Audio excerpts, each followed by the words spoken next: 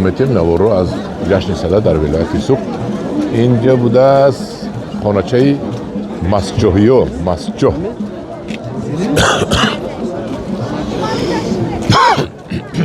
در حقیقت نمیده سبیلی بس چرزه بودارانه مسجوهیو نونشون رو بینن نونهای مسجوهیو بینه چخیل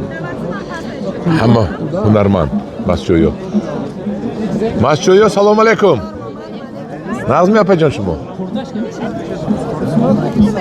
همین خوراکوی مسجوهیو خای اینش هم مسجوه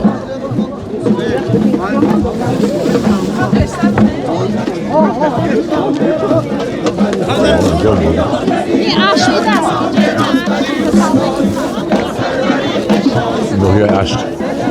نوحیه عشق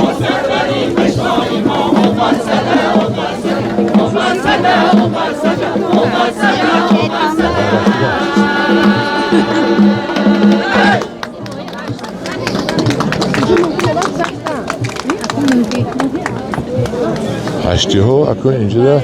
استاهایی آهنگر بیتور میگوشن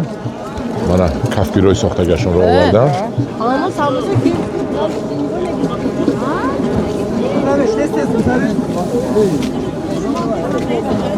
آهنگر اشتی ها عادتاً آهنگر زور اشتی ها اینش نوحیه دیوشتیج بوده است چل بهترین ها خای دوام میدیم از دیگر طرف این نمایشگاه درخت ها رو آوردم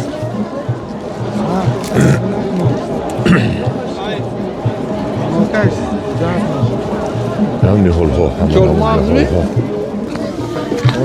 شهری کنیم برو